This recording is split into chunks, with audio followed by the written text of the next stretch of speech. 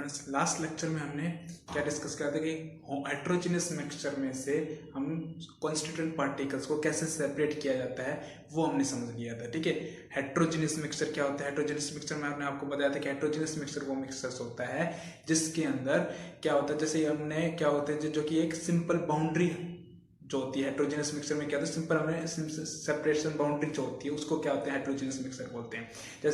जैसे क्या मिट्टी को पानी के अंदर मिला दिया, ठीक है, तो सॉलिड पार्टिकल अलग और सॉल्वेंट पार्टिकल अलग दिखाई दे तो उसको क्या बोलते हैं, हेट्रोजीनियस मिक्सचर बोलते हैं। तो हेट्रोजीनियस मिक्सचर में से कॉन्स्टिट्यूएंट पार्टिकल्स को सेपरेट कैसे किया जाता है वो हमने देख लिया। तो बहुत सी हमने टेक्निक देखी थी, सेंट्रीफ्यूगल टेक्निक हमने देखी थी, सेडिमेंटेशन टेक्निक हमने देखी थी, ठीक है, और फिल्ट्रेशन टेक्निक हमने देखी थी। तो वो एक सारी क्या थी, सिंपल टेक्निक की थी जो इजिली क्या हो रहा था, आपका सेपरेट हो रहा था सब कुछ, ठीक है, जो कि इजिली क्या होता है, हेट्रोजीनियस मिक्सचर में से कॉन्स्टिट्यूएंट पार्टिकल्स क्या होते हैं, सब कुछ इजिली सेपरेट हो रहे थे। हेट्रोजीनियस मिक्सचर है, मिट्टी को पानी के अंदर मिलाया था, हम इजिली सेपरेट कर सकते हैं, फिल्ट्रेशन से टेक्निक से सेपरेट कर सकते हैं, सेंट्रीफ्यूगल टेक्निक से सेपरेट कर सकते हैं, सेडिमेंटेशन टेक्निक से सेपरेट कर सकते हैं।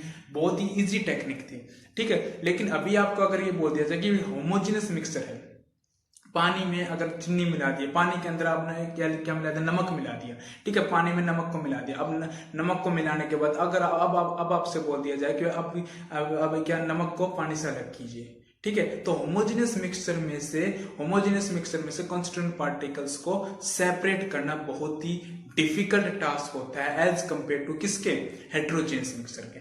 As compare to heterogeneous mixture में क्या होता है, होमोजेनियस मिक्सचर क्या होता है, बहुत ही क्या होता है, डिफिकल्ट टास्क होता है एज कंपेयर टू हेट्रोजीनियस। लेकिन फिर भी हमें सेपरेट करना ही है, ठीक है। पानी में क्या मिला दिया आपने, नमक को मिला दिया, नमक को घोलने के बाद अब कह रहे हैं कि भाई नमक को पानी मिलाने के बाद क्या अब नमक को पानी से सेपरेट करना है, ठीक है। तो वो टेक्निक हमने देखेंगे, ठीक है। तो आज क्या देखेंगे हम, सेपरेशन ऑफ, क्या लिखोगे टॉपिक का नाम, सेपरेशन ऑफ कॉन्स्टिट्यूएंट पार्टिकल,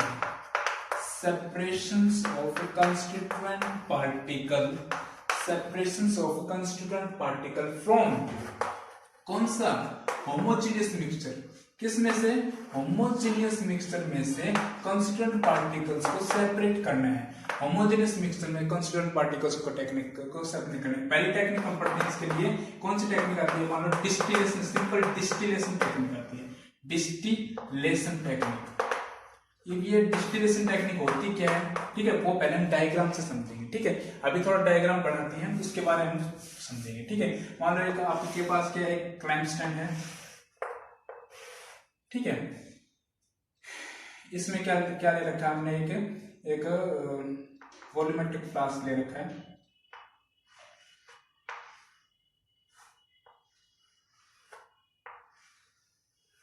ठीक है। ये वॉल्यूमेट्रिक फ्लास्क ले रखा है इसको एक, और यहाँ पे आपने क्या डाल दिया, एक थर्मोमीटर,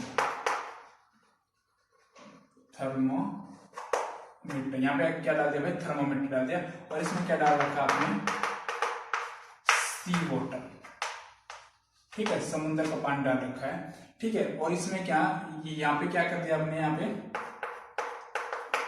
पे क्या लगा रखा है आपने, फायर, ठीक है, आग लगा रखी है यहाँ पे, ठीक है, एक, और यहाँ पे आपने लगा दिया एक फायर लगा रखी है यहाँ पे क्या लगा, सिंपल। अगर हम डायरेक्ट इसको वॉल्यूमेट्रिक फ्लास्क को हम हीट नहीं कर सकते, यहाँ पे क्या आती है आपकी, वायर गोज आती है, ठीक है। वायर गोज एक छन्नी जैसे टाइप की होती है, वायर गोज, ठीक है, एक छन्नी टाइप की होती है, इस टाइप की होती है, ठीक है। इसको क्या बोलते हैं हम, वायर गोज, ठीक है। अब यहाँ पे वायर गोज के ऊपर यहाँ से नीचे से क्या लगा दिया आपने, हीट कर दिया इसको, इसके सी वाटर को क्या कर रखा है, हीट कर दिया। अब यहाँ पे वॉल्यूमेट्रिक फ्लास्क में यहाँ पे क्या रहता है, एक थोड़ा सा होल सा रहता है। अब उसको यहाँ पे कनेक्ट कर रखा है आपने, आके कंडेंसर से क्या कर रखा है, कनेक्ट कर रखा है, यहाँ पे क्या रखा है, कंडेंसर से कनेक्ट कर रखा है,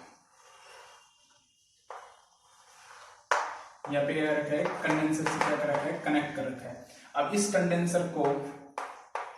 कंडेंसर को यहां से कनेक्ट करते हुए यहाँ पे डाल रखा आपने यहाँ पे आपने एक कंटेनर रख रखा है, ठीक है। अब देखो ये प्रोसेस होता क्या है, ठीक है, देखो ध्यान से देखो, यहाँ पे एक वॉल्यूमेट्रिक फ्लास्क है, यहाँ पे क्या डाला है हमने, सी वाटर डाला है, और नीचे से क्या कर रखा है, उसको हीट किया है। यहाँ पे क्या थर्मोमीटर है, वो थर्मोमीटर टेम्परेचर को मेजर करने के लिए रख रखा है, ठीक है। और यहाँ से कनेक्ट करते हुए ये क्या है हमारे पास, कंडेंसर, ठीक है। अब देखो सी वाटर को हमने क्या किया, हीट किया। अब सी वाटर में क्या क्या है हमारे पास, सोल्टी वाटर बोलते हैं, उसमें क्या है हमारे पास, नमक के अंदर क्या आता है, पानी, नमक और पानी क्या होता है, दोनों क्या होते हैं, मिक्सअप होते हैं उसके अंदर, ठीक है। पानी में क्या होता है हमारे पास, नमक होता है सी वाटर में, ठीक है। अब हमें सोल्टी वाटर है, जो सी वाटर है, अब उसमें से नमक को क्या करना है, अलग करना है। भाई नमक जो खाते हो घर के अंदर, वो कहाँ से आता है, समुद्र के पानी से तो अलग किया जाता है, समुद्र का पानी से नमक का कैसे अलग किया जाता है, वो हमें टेक्निक है। और डिस्टिलेशन टेक्निक के बारे में पढ़ रहे हैं कि नमक को पानी से क्या करना है, अलग करना है। तो पहले क्या किया आपने, यहाँ पे इसको, यहाँ पे क्या डाला, सी वाटर डाला, उसको क्या किया, हीट किया। हीट करते हुए, हीट करोगे तो वो वाटर है, जो सॉल्टी वाटर, वो किस में कन्वर्ट होगा, आपका लिक्विड के अंदर कन्वर्ट हो जाएगा। लिक्विड है वो किस में, वेपर में कन्वर्ट हो जाएगा, ठीक है। एक बात ध्यान रखना, जो सॉल्टी वाटर होता है, जो नमक है वो पानी के अंदर होता है, जो नमक होता है वो आपका वो नॉन वोलेटाइल सॉलिड होता है। नमक जो होता है इसके अंदर जो साल्ट है वो क्या है आपका, नॉन वोलेटाइल।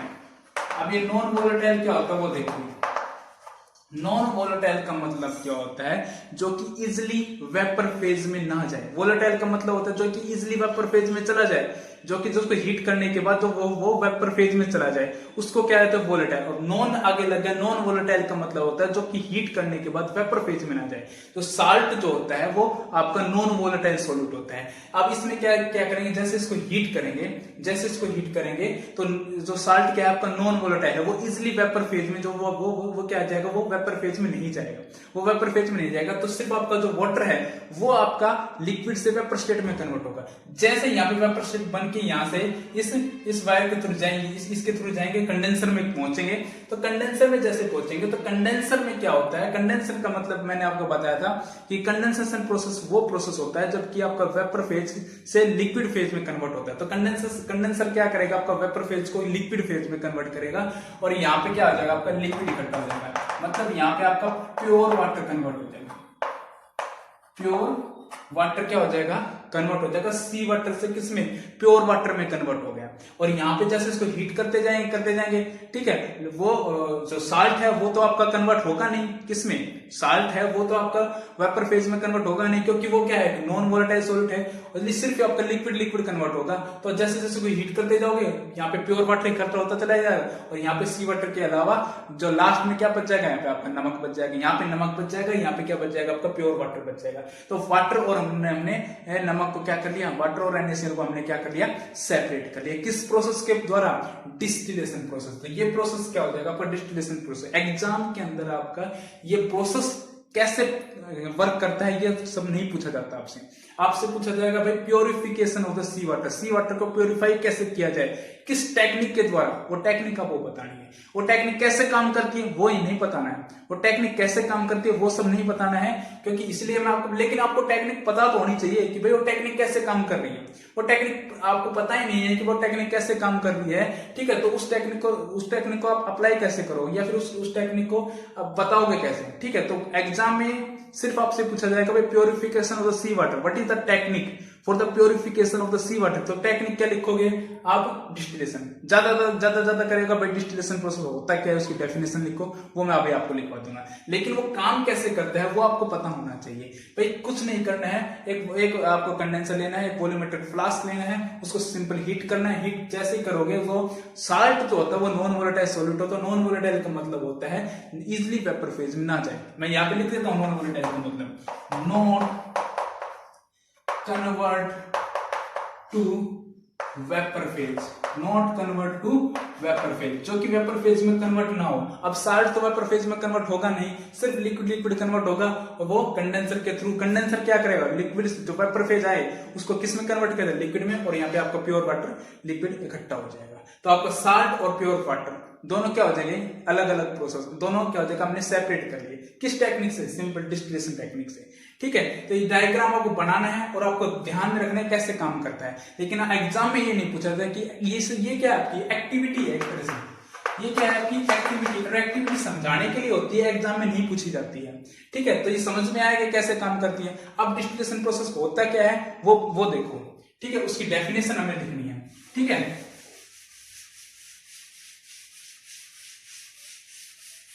डिस्टिलेशन प्रोसेस की डेफिनेशन क्या है वो लिखना। अब डिस्टिलेशन प्रोसेस क्या हो, पहले आपका लिक्विड फेज किस में कन्वर्ट हुआ था, वेपर फेज में, और वेपर फेज फिर दोबारा से किसमें कन्वर्ट हुआ है, लिक्विड फेज में। ठीक है, तो जैसे इसको लिक्विड फेज को हीट करोगे और वो वेपर फेज में कन्वर्ट हो गया, और वेपर फेज को जैसे कंडेंस किया तो लिक्विड फेज में कन्वर्ट होगा। इसी प्रोसेस को क्या बोला था, डिस्टिलेशन प्रोसेस। वही लिखना है कि डिस्टिलेशन प्रोसेस क्या होगा आपका। Distillation process is the process, distillation process is the process in which convert the liquid phase, किसमें, liquid phase to किसमें, वेपर फेज। लिक्विड फेज से किसमें कन्वर्ट हो जाएगा आपका, vapour phase, by heating process. Heat करोगे तभी आपका, हीट किया था हमने तो आपका लिक्विड प्रोसेस किसमें कन्वर्ट हो गया, वेपर फेज में। एंड कूलिंग, जैसे इसको कूलिंग किया, and cooling bye vapour phase, किसमें कूलिंग करोगे तो क्या होगा, vapour phase two liquid phase. इसी प्रोसेस को क्या बोला जाता है आपका, डिस्टिलेशन प्रोसेस बोला जाता है। डिस्टिलेशन प्रोसेस समझ में आया कि भाई डिस्टिलेशन, फॉर एग्जांपल इसमें क्या लिखोगे, फॉर एग्जांपल क्या लिखोगे भाई, purification of sea water. Sea water की जो प्योरिफिकेशन करेंगे उसी में प्रोसेस को क्या बोलते हैं, डिस्टिलेशन प्रोसेस। अब डिस्टिलेशन प्रोसेस आपको समझ में आ गया कि भाई डिस्टिलेशन प्रोसेस को क्या होता है, प्योरिफिकेशन ऑफ सी वाटर है। ठीक है, और सी वाटर क्या होता है, होमोजेनियस मिक्सचर होता है। तो हमने ऊपर लिखा था कि separation constituent particle homogeneous mixture. Homogeneous mixture को सेपरेट करने के लिए हमने पहली टेक्निक पढ़ ली, कौन सी, डिस्टिलेशन प्रोसेस। ठीक है जी, अब देखो डिस्टिलेशन प्रोसेस के बाद, अब देखो हमने सी वाटर को सेपरेट किया, हमने साल्ट को अलग सेपरेट कर लिया था, पानी को अलग सेपरेट कर लिया। लेकिन अब आप सोच के देखो, मैंने आपको पहले भी एक टेक्निक पढ़ाई, कौन सी, इवापोरेशन टेक्निक। अब इवापोरेशन टेक्निक से भी तो आप साल्ट वाटर को अलग कर सकते हो भाई, साल्ट को वाटर से अलग नहीं कर सकते भाई। एक बाल्टी आपने क्या, समुद्र का पानी भरा और धूप में रख दिया उसको। ठीक है, 3 या 4 दिन बाद आके देखोगे तो पानी तो टूट जाएगा भाई, पानी तो क्या हो जाएगा आपका, पानी तो वेपर फेज में कन्वर्ट हो जाएगा। ठीक है, और उन वापस बाल्टी में क्या रह जाएगा आपका भाई, साल्ट रह जाएगा। कि साल्ट क्या आपका नॉन वोलेटाइल सॉल्यूट है, वो इजीली वेपर फेज में जाता नहीं, तो पानी तो वेपर फेज में चला जाएगा, बच जाएगा क्या, वाटर बच जाएगा क्या आपके पास, साल्ट। ऐसे इवापोरेशन टेक्निक से भी क्या हो जाता है, purification of the sea water. Purification of the sea water क्या किया जाता है, एक्सप्लेन किया जा सकता है, इवापोरेशन। आपको पढ़ा रखा है इवापोरेशन टेक्निक। तो सेकंड टेक्निक क्या होगी आपकी, इवापोरेशन। ठीक है, तो डिस्टिलेशन से भी आप अलग कर सकते हो, purification of the sea water को प्योरीफाई कर सकते हो।